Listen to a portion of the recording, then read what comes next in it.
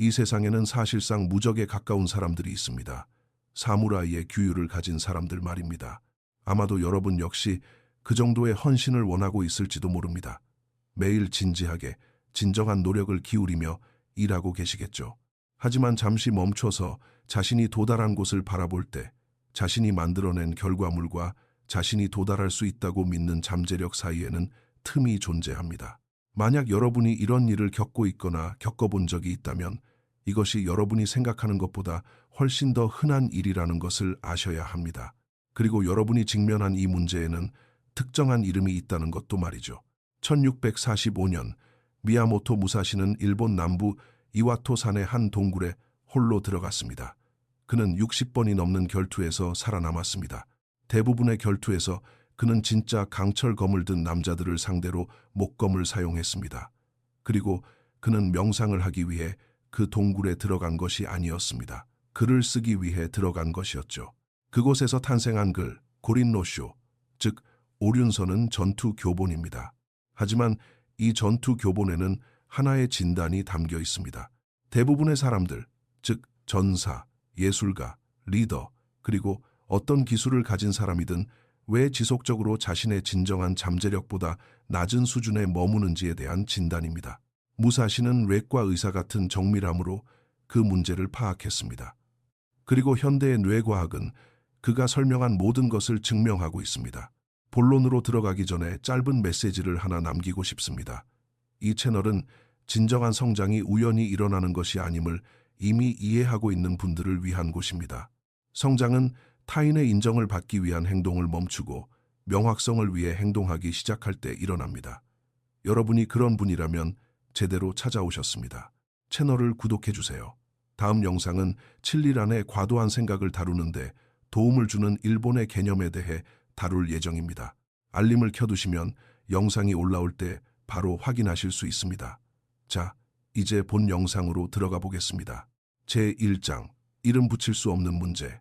자신의 잠재력보다 낮은 수준에 머무는 거의 모든 사람에게 나타나는 한 가지 패턴이 있습니다. 그것은 결코 야망의 부족이 아닙니다. 코노의 이야기를 통해 이를 설명해 드리겠습니다. 코노가 제안을 받았을 때 그의 나이는 34살이었습니다. 그는 시카고의 한 에이전시에서 일하는 수석 디자이너였습니다.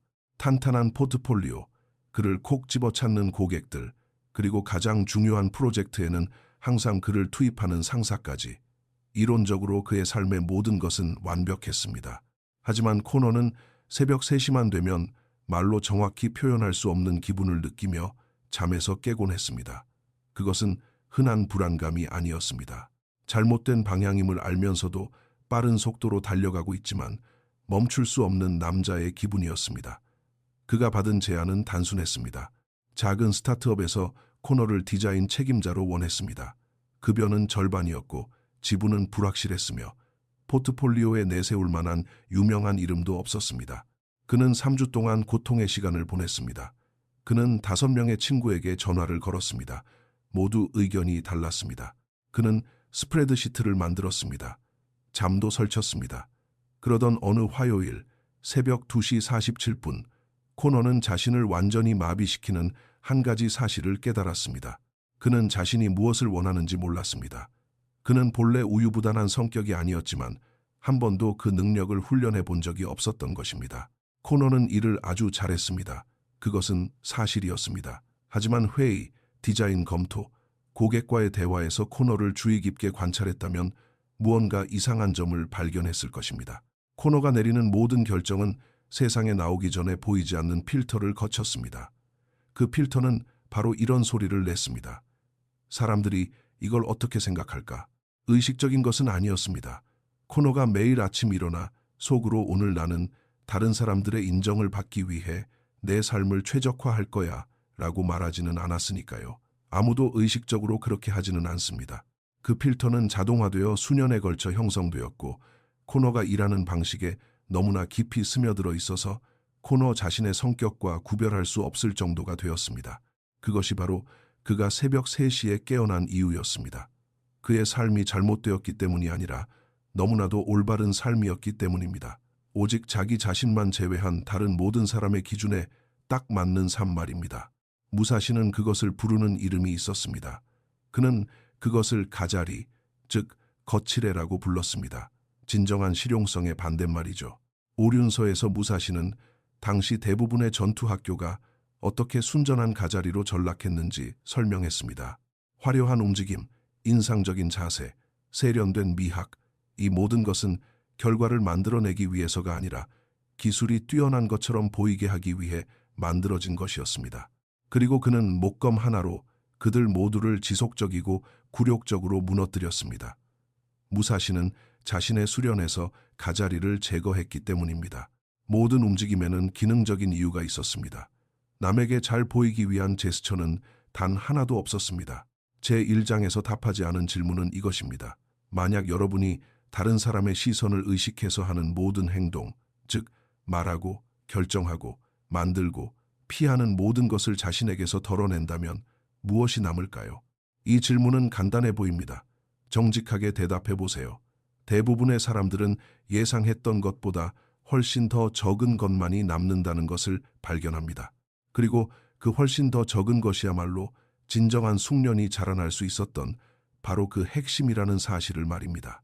코너는 그날 밤 그 질문에 대한 답을 알지 못했지만 태어나서 처음으로 그 질문을 스스로에게 던질 수 있었습니다. 제2장, 두 가지 관점. 무사시는 두 가지 유형의 시야, 즉 완전히 다른 두 가지 관점을 설명했습니다. 그리고 이 둘의 차이가 바로 유능한 전문가와 진정한 경지에 오른 사람을 구분짓는 차이입니다. 그는 첫 번째 시선을 캔이라고 불렀습니다. 이것은 표면에 있는 것, 즉 명백한 것을 보는 눈입니다. 내일의 마감일, 3시간짜리 회의, 불만이 있는 고객, 방금 도착한 알림 같은 것들이죠. 캔 자체는 문제가 아닙니다. 필수적이지만 제한적이라는 것이죠. 그는 두 번째 시선을 칸이라고 불렀습니다. 이것은 내면의 것을 보는 눈입니다. 반복되는 패턴, 움직임 이전의 의도, 눈에 보이는 결과, 이전의 구조적 원인 말입니다. 무사시는 이렇게 적었습니다. 먼 곳을 가까운 곳처럼 보고 가까운 곳을 먼 곳처럼 보라. 이것이 전략의 핵심이다. 대부분의 사람들은 거의 캔으로만 움직입니다. 그들은 바로 눈앞에 있는 것을 보고 반응하며 그것을 유능함이라고 부릅니다. 캔으로만 움직일 때의 문제점은 근본적인 원인은 그대로 둔 채 증상에 불과한 문제를 해결하는 데에만 엄청나게 효율적인 사람이 된다는 것입니다. 코너는 캔의 달인이었습니다. 그것이 그를 에이전시에서 가치 있는 사람으로 만든 이유였습니다. 그는 눈에 보이는 문제를 파악하고 빠르게 해결했습니다. 행복한 고객, 만족하는 상사, 포트폴리오의 좋은 숫자들, 하지만 잘못된 기준에 따라 만들어진 삶이라는 새벽 3시의 기분을 유발하는 구조적 원인은 한 번도 건드려진 적이 없었습니다. 칸은 멈춤을 요구하기 때문입니다. 그리고 빠른 반응 속도를 통해 자신의 가치를 인정받는 법을 배운 사람에게 멈춘다는 것은 위험해 보입니다. 여기서 현대 뇌과학은 무사시가 1645년에는 명확히 표현할 수 없었지만 기능적으로는 정확하게 묘사했던 사실을 정밀하게 뒷받침합니다. 심리학자 미하이 칙센트미하이는 수십 년간 고성과 상태를 연구한 끝에 평범한 사람과 엘리트 수준의 사람을 가르는 것은 연습 시간의 양이 아니라는 것을 밝혀냈습니다. 그것은 연습하는 동안 집중하는 주의력의 질입니다. 더 구체적으로 말하자면 자신의 수행 과정을 마치 제3자처럼 객관적으로 관찰하는 능력입니다. 칸이 바로 그것입니다. 그것은 모호한 자기 성찰이나 일반적인 명상이 아닙니다. 외과 의사가 엑스레이를 살펴보는 것과 같은 객관성으로 자신의 행동 패턴을 바라보는 능력입니다. 전문성에 대해 연구하여 종종 온라인에서 잘못 인용되기도 하는 앤더스 에릭슨 연구원은 이보다 더 구체적인 사실을 발견했습니다. 칸, 즉 그의 표현을 빌리자면 정신적 표상을 발달시킨 사람들은 외부의 피드백을 받기 전에 자신의 수행에서 오류를 스스로 찾아낼 수 있었습니다. 그들은 자신이 옳은지 알기 위해 남의 인정을 받을 필요가 없었습니다. 스스로 알고 있었으니까요. 코너는 어느 토요일 오후 공공도서관에 갔습니다. 자료 조사를 위해서가 아니라 단지 화면이 없는 곳에 앉아 있기 위해서였습니다. 그리고 그는 40분 동안 자신의 손을 가만히 내려다보며 생각했습니다. 아무도 내게 부탁하지 않았는데 내가 무언가를 그렸던 마지막 순간이 언제였지? 정답은 16살 때였습니다. 18년 동안 순수한 캔으로만 살아온 것입니다. 18년 동안 다른 사람들이 요구하는 것에 너무나 효율적으로 반응한 나머지 그는 반응과 의도를 혼동하게 되었습니다. 칸은 단순하지만 파괴적인 질문에서 시작됩니다. 아무도 요구하지 않고 아무도 지켜보지 않으며 아무도 모를 때 당신은 무엇을 합니까? 그 대답은 당신이 무엇을 잘하는지가 아니라 당신이 진정 누구인지를 드러냅니다. 제3장 집착하지 않는 마음. 무사시의 가장 유명한 결투는 1612년 4월의 어느 날 아침 혼슈와 규슈 사이의 해협에 있는 갈류지마라는 섬에서 벌어졌습니다. 그의 상대는 사사키 코지로였습니다. 당시 일본 최고의 검객으로 여겨지던 인물로 제비 후리기라는 기술로 유명했으며 검이 너무 길어서 빨랫대라는 별명까지 붙은 칼을 사용했습니다. 결투는 동틀 무렵으로 예정되어 있었습니다. 하지만 무사시는 몇 시간이나 늦게 도착했습니다. 코지로는 기다리고 또 기다렸습니다. 그리고 그 기다림은 소리 없는 공격이 되었습니다. 분노가 차오르기 시작했고 집중력이 무너지기 시작했습니다. 무사시가 마침내 배에서 내려 노를 깎아 만든 목검을 들고 나타났을 때 코지로의 분노는 극에 달해 있었습니다. 결투는 단 몇 초 만에 끝났습니다. 무사시가 단 한 번의 일격으로 승리했습니다. 무사시가 한 행동은 얄팍한 심리전이 아니었습니다. 그것은 그가 수십 년 동안 발전시켜온 원칙, 즉 무심을 적용한 것이었습니다. 무심은 종종 비어있는 마음으로 번역되지만 더 정확히 말하자면 결과에 집착하지 않고 작동하는 마음이라고 할 수 있습니다. 그것은 감정의 부재가 아닙니다. 감정에 얽매이지 않는 것입니다. 긴장감을 느끼면서도 그 긴장감이 결정을 지배하지 않게 할 수 있습니다. 이기고 싶어 하면서도 그 이기고 싶은 욕구가 상황을 파악하는 능력을 흐리게 하지 않게 할 수 있습니다. 코지로는 이겨야만 했습니다.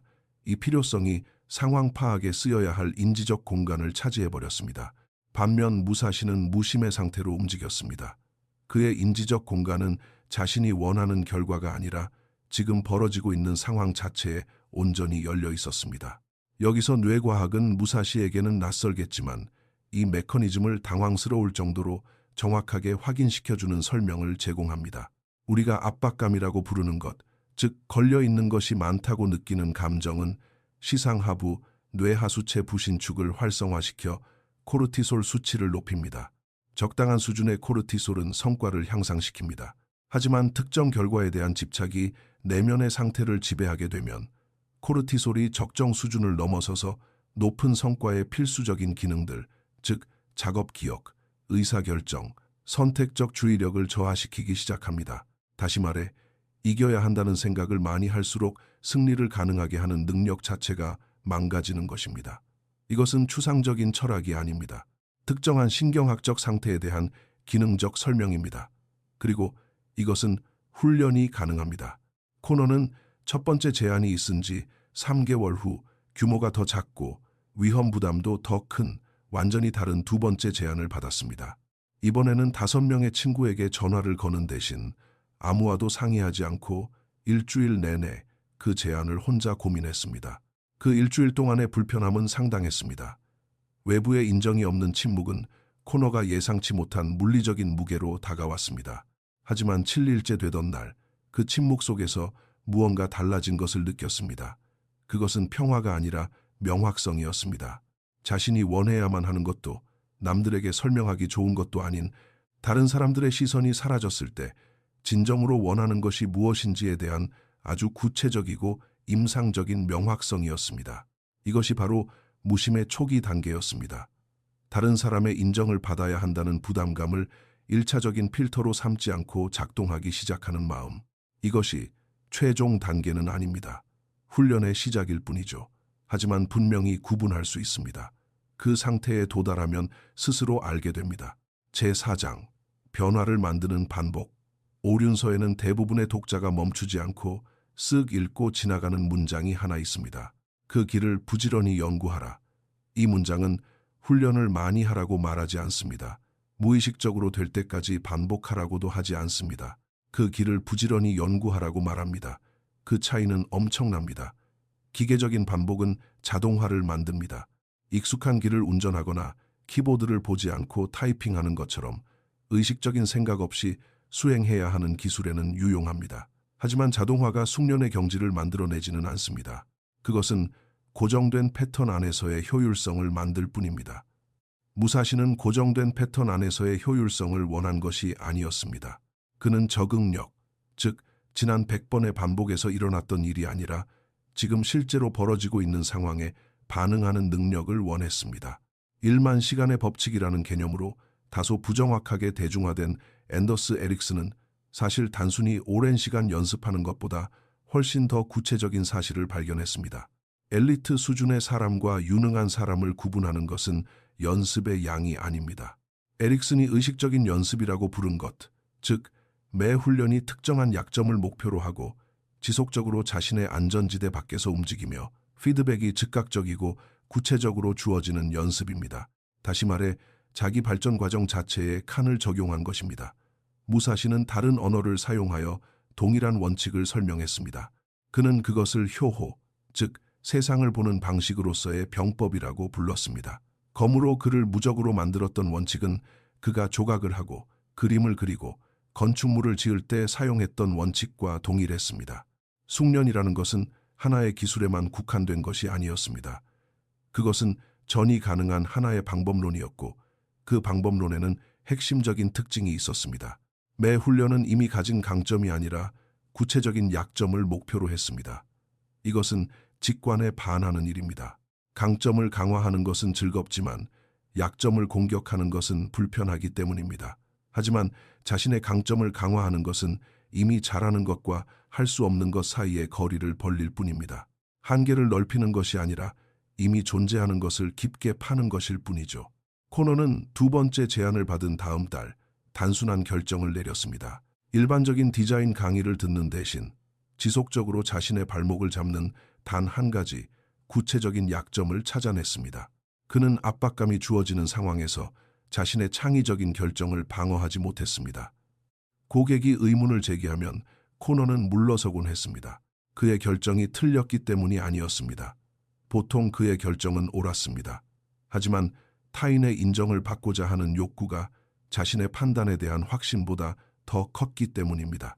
그래서 코너는 90일 동안 한 가지 연습을 시작했습니다. 모든 고객 회의에서 어떤 압박이 있더라도 논리적인 근거를 들어 자신의 결정을 발표하고 그것을 바꾸는 것을 고려하기 전에 최소 한 번의 질문 공세는 굳건히 견뎌내는 것이었습니다. 융통성이 없는 태도를 미덕으로 삼으려던 것이 아니었습니다. 진정한 유연성을 발휘하기 전에 먼저 자신만의 칸을 믿는 자기 확신의 근육을 키워야 했습니다. 그것은 즉각적이고 관찰 가능한 피드백과 함께 특정한 약점을 목표로 한 의식적인 반복이었습니다. 90일 후 코너는 더 이상 예전의 디자이너가 아니었습니다. 새로운 기술을 배운 것이 아니라 전혀 다른 종류의 마음을 갖게 된 것입니다. 제5장 무사시의 진짜 모습. 대중적으로 알려진 무사시의 이야기에는 거의 등장하지 않는 사실이 하나 있습니다. 60세 이후 모든 결투가 끝나고 오륜서를 쓴 후 무사시가 남긴 작품들은 전투에 관한 논문이 아니었습니다. 그것은 그림이었고 나무로 만든 조각이었으며 그가 직접 디자인한 바위 정원이었습니다. 마른 나뭇가지에 앉은 때까치를 먹물로 그린 그의 작품은 현재 도쿄의 한 박물관에 전시되어 있으며 에도 시대의 가장 중요한 작품 중 하나로 꼽힙니다. 정식으로 그림을 배운 적이 없는 검객의 작품이 말입니다. 이것은 우연이 아닙니다. 무사시의 모든 작업에 담긴 핵심 원칙을 보여주는 대목입니다. 효호, 즉 병법의 길은 특정 분야에만 국한되지 않습니다. 그것은 어떤 무대에서든 똑같이 작동하는 정신을 개발하는 방법입니다.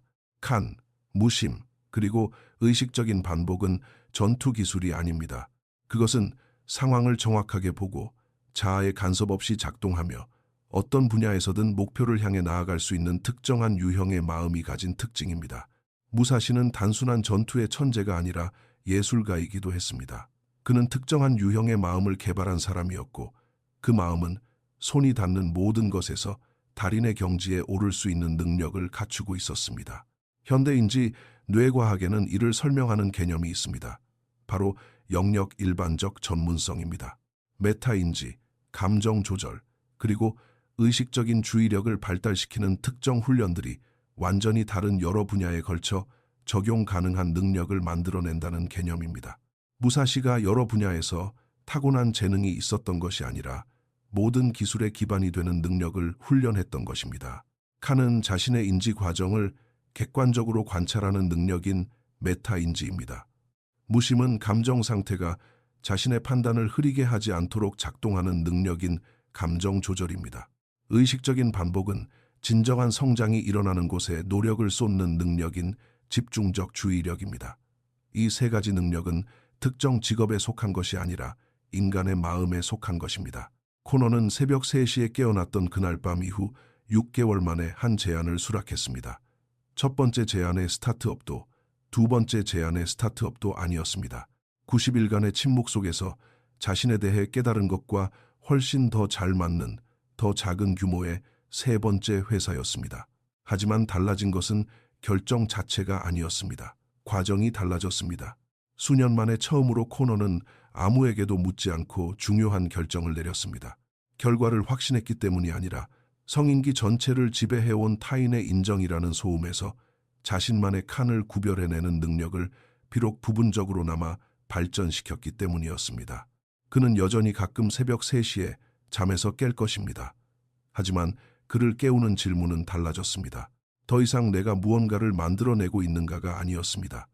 다음에는 무엇을 발전시켜야 할까가 되었습니다. 이것이 바로 그저 반응하며 사는 삶과 목적을 가지고 사는 삶의 차이입니다. 그리고 이것이 바로 무사시가 이와토 산의 한 동굴에서 60년이라는 세월에 걸쳐 설명하고자 했던 핵심이기도 합니다. 자, 이제 지금까지 이야기한 내용을 반복하지 않으면서 세 가지 핵심을 다시 상기시켜 드리겠습니다. 첫째, 가자리, 즉 거칠에는 여러분이 그 안에 있을 때는 보이지 않습니다. 그것을 식별하는 유일한 방법은 타인의 시선이 사라졌을 때 무엇이 남는지 스스로에게 묻는 것뿐입니다. 그 대답은 다소 불편할 수 있지만 그것만이 유일하게 유용한 정보입니다. 둘째, 무심은 목적지가 아니라 방향입니다. 타인의 인정을 원동력으로 삼지 않고 내린 모든 결정은 영구적인 성취가 아니라 훈련의 한 걸음입니다.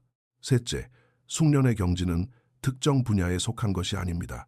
그것은 상황을 정확하게 보고 간섭 없이 작동하며 강점을 강화하기 전에 약점을 먼저 공격하는 법을 배운 마음의 상태에 속한 것입니다. 코너는 자신이 무언가를 만들고 있는지 고민하며 새벽 3시에 깨어나는 일을 멈췄습니다. 정답을 찾았기 때문이 아니라 올바른 질문을 던지는 법을 배웠기 때문입니다. 아마 오늘 여러분도 여정의 시작점에 섰던 코너와 같을지도 모릅니다. 하지만 그가 자신의 내면을 극복해낸 것처럼 여러분도 할 수 있습니다. 바로 여러분 말입니다. 여기까지 오셨다면 당장 눈앞에 주어지는 보상이 없더라도 중요한 것에 집중력을 유지할 수 있다는 것을 이미 증명하신 겁니다. 이것은 결코 흔한 능력이 아닙니다.